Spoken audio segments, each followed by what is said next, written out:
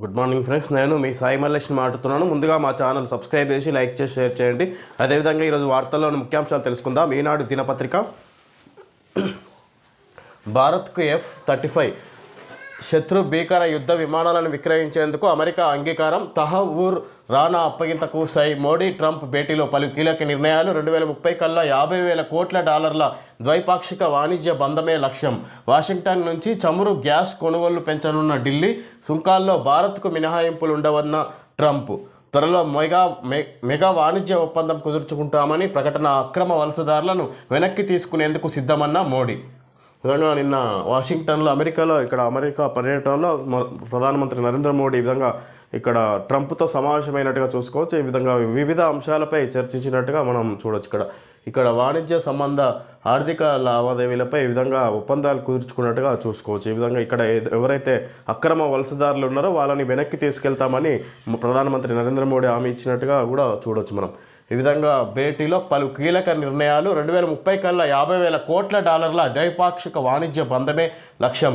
2030 కల్లా $50,000 కోట్ల ద్వైపాక్షిక వాణిజ్య బంధమే లక్ష్యం అన్నట్టుగా ఇక్కడ వివిధ అంశాలపై ఒప్పందాలు కుదుర్చుకున్నట్టుగా చూసుకోవచ్చు. వాషింగ్టన్లో భారత రక్షణ సామర్థ్యాలు మరింత ఇనుమడింపజేసేలా కీలక ముందడుగు పడింది. శత్రు భీకరమైన F-35 యుద్ధ విమానాలను మన దేశానికి విక్రయించేందుకు అమెరికా అంగీకరించింది. వాషింగ్టన్లో ప్రధాని మోడీతో భేటీ అనంతరం అగ్రరాజ్య అధ్యక్షుడు డొనాల్డ్ ట్రంప్ ఈ మేరకు ప్రకటన చేశారు.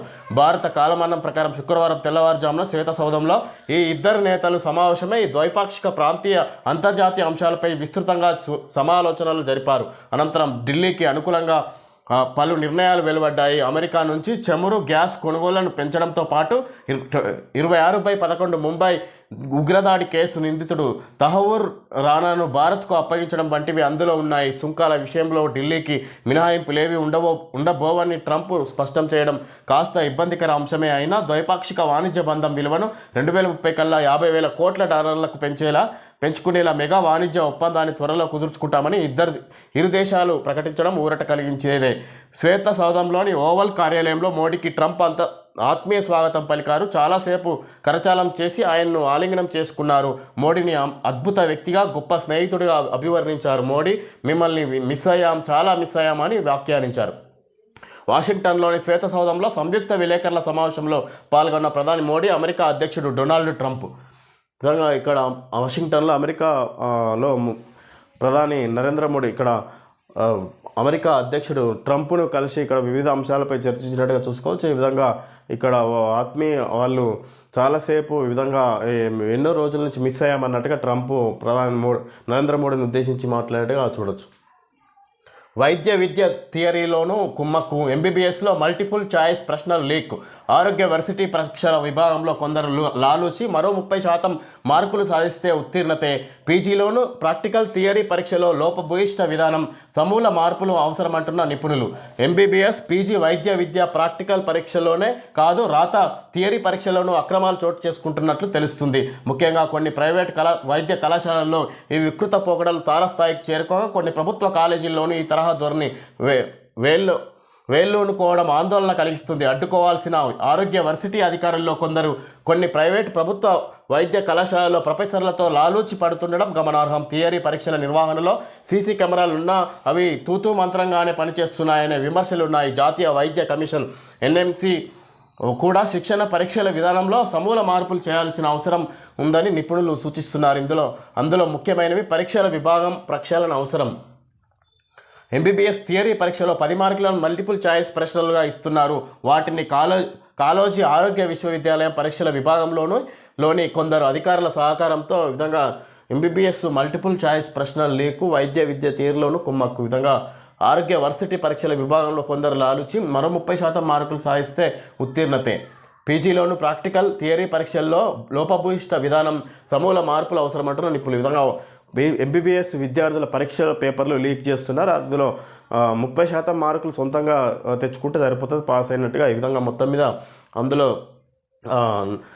నాణ్యత అనే నైపుణ్యం అనేది రావట్లేదు అన్నట్టుగా ఈ విధంగా ఎన్నో అవకతవకలు జరుగుతున్నాయి వైద్య కళాశాలలో అన్నట్టుగా చూడవచ్చు. ఈ విధంగా అందులో నాణ్యత కోల్పోతున్నారు అన్నట్టుగా చూడవచ్చు వచ్చే డాక్టర్లంతా. కుల సర్వేలో చిన్న తప్పు జరగలేదు. యువజన కాంగ్రెస్ అధ్యక్షుడిగా శివచరణ్ రెడ్డి బాధ్యతల స్వీకరణ కార్యక్రమంలో సీఎం రేవంత్ రెడ్డి, చిత్రంలో కొండా సురేఖ, సురభి ద్వివేది, మధు యాష్కి గౌడ్, శివసేన రెడ్డి, విహెచ్, టి రామ్మోహన్ రెడ్డి, అనిల్ కుమార్. విధంగా ఇక్కడ శివచరణ్ రెడ్డి యువజన కాంగ్రెస్ అధ్యక్షుడిగా బాధ్యతల స్వీకరణ చేపట్టిన కార్యక్రమంలో పాల్గొని సీఎం రేవంత్ రెడ్డి వివిధ అంశాలపై మాట్లాడినట్టుగా చూసుకోవచ్చు. ఈ విధంగా కులగణన సర్వేలో చిన్న తప్పు కూడా జరగలేదన్నట్టుగా మాట్లాడుకొస్తారు. ఈ విధంగా ప్రధాని మోడీ కేసీఆర్లే తప్పు పడుతున్నారు. సర్వే చేసింది నా పదవి కోసం కాదు. ఇందులో పాల్గొనకుంటే కేసీఆర్, కేటీఆర్, హరీష్లను సామాజికంగా బహిష్కరించాలి. మోడీ పుట్టుకతో బీసీ కాదు. ఎస్సీ వర్గీకరణ కుల సర్వేపై ప్రజెంటేషన్ కార్యక్రమంలో ముఖ్యమంత్రి రేవంత్ రెడ్డి.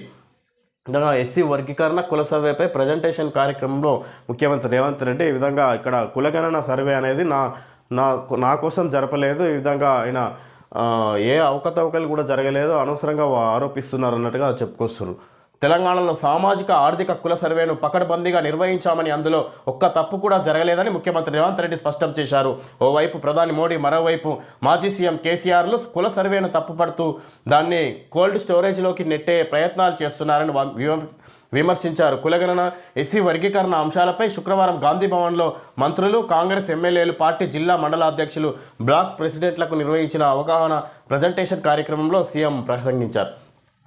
విధంగా మాజీ సీఎం కేసీఆర్, అదేవిధంగా ప్రధానమంత్రి నరేంద్ర మోడీ కులగణన సర్వేను తప్పుపడుతున్నారు, అనవసరంగా దాన్ని పక్కదారి పట్టిస్తున్నారు అన్నట్టుగా చెప్పుకొచ్చారు. ఈ విధంగా ఎవరైతే దాన్ని వ్యతిరేకిస్తున్నారో వాళ్లకు తగిన విధంగా ఇక్కడ సీఎం రేవంత్ రెడ్డి ఇందులో ఎలాంటి అవకతవకలు జరగలేదు అన్నట్టుగా సీఎం రేవంత్ రెడ్డి కులగణన సర్వే, అదేవిధంగా ఎస్సీ వర్గీకరణ దాన్ని కూడా వివరించినట్టుగా చూసుకోవచ్చు కాంగ్రెస్ నాయకుల సమావేశంలో.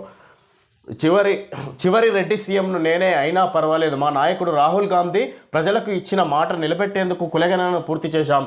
రాష్ట్రానికి నేను ఆఖరి రెడ్డి సీఎం నైనా పర్వాలేదు. త్యాగాలకు సిద్ధపడే కులాల లెక్కలు పక్కాగా తేల్చాం. మా నాయకుడి ఆదర్శాలను నిలబెట్టేందుకు నేను కార్యకర్తగా మిగిలేందుకు సిద్ధంగా ఉన్న సీఎం రేవంత్ రెడ్డి. ఈ విధంగా రెడ్డి సీఎంని నేనే చివరి సీఎంని అయినా పర్వాలేదు. రాహుల్ గాంధీ ఆశయాలకు అనుగుణంగా ఇక్కడ రాష్ట్రంలో కులగణన సర్వే చేపట్టినామన్నట్టుగా నాయకుడి ఆశయాలకు అనుగుణంగా నేను కాంగ్రెస్ పార్టీ కార్యకర్తగానైనా ఉండి పనిచేస్తా అన్నట్టుగా ఇక్కడ ఈ సమావేశంలో ముఖ్యంగా సీఎం రేవంత్ రెడ్డి మాట్లాడినట్టుగా చూడొచ్చు. కాంగ్రెస్ పార్టీ రాష్ట్ర వ్యవహారాల ఇన్ఛార్జిగా మీనాక్షి నటరాజన్ నియమించినట్టుగా చూడొచ్చు. అసహనంతోనే మోడీపై రేవంత్ వ్యాఖ్యలు. కేంద్ర మంత్రి కిషన్ రెడ్డి విమర్శ. అసహనంతోనే మోడీపై విమర్శలు చేస్తున్నారు అని రేవంత్ రెడ్డి ఉద్దేశించి కేంద్ర మంత్రి కిషన్ రెడ్డి మాట్లాడేగా చూసుకోవచ్చు. రాహుల్పై కోపాన్ని కేసీఆర్పై చూపిస్తే ఎలా? సీఎం రేవంత్పై హరీష్ రావు మండిపాటు. రాహుల్ గాంధీపై ఉన్న కోపాన్ని కేసీఆర్పై చూపిస్తే ఎలా అన్నట్టుగా ఇక్కడ హరీష్ రావు సీఎం రేవంత్ రెడ్డిని ఉద్దేశించి మాట్లాడేగా చూడొచ్చు. మాటే మంత్రం. పిల్లల భవిష్యత్తు కోసం రెక్కలు ముక్కలు చేసుకున్నాక రెక్కలు వచ్చిన పిల్లలంతా ఎక్కడెక్కడో స్థిరపడాక తాము ఒంటరిగా మిగిలిన వేళ ఆ పండుటాకులు ఎదురు చూసేది సంతోషాన్ని పంచే ఓ మాట కోసం, ఉపశమాన్నిచ్చే ఓ స్పర్శ కోసం, మనసులో మాట వినే ఓ నేస్తం కోసం. విధంగా ప్రత్యేక కథనంలో ఈ విధంగా ఎవరైతే పిల్లల్ని చదివించి విదేశాలకు వెళ్ళిరో ఇక్కడ వాళ్ళ అమ్మా నాన్నలు ఇక్కడ ఒంటరిగా మిగిలిన వాళ్ళని ఉద్దేశించి ఇక్కడ మనం వార్త చూడవచ్చు. ప్రత్యేక కథనంలో ఇచ్చినట్టుగా చూడవచ్చు. సెన్సోడైన్ మీ టూత్ బ్రష్ సరైనదైనా? Sensodyne soft brush hard brush మీ దంతాలపై పొరకి హాని కలిగించవచ్చు. ఆ కారణంగా దంత సమస్యలు రావచ్చు. డెంటిస్టుల సలహా సాఫ్ట్ టూత్ బ్రష్ను వాడండి. Hard brush, Sensodyne soft brush అని ఈ విధంగా సాఫ్ట్ని ఎంచుకోండి, సెన్సోడైన్ టూత్ బ్రష్ని ఎంచుకోండి అని ఇక్కడ యాడ్ ఇవ్వడం జరిగింది సెన్సోడైన్ కంపెనీ. ఓకే ఫ్రెండ్స్, ఈరోజు వార్తల్లోని ముఖ్యాంశాలు తెలియజేయడం జరిగింది. Thank you friends.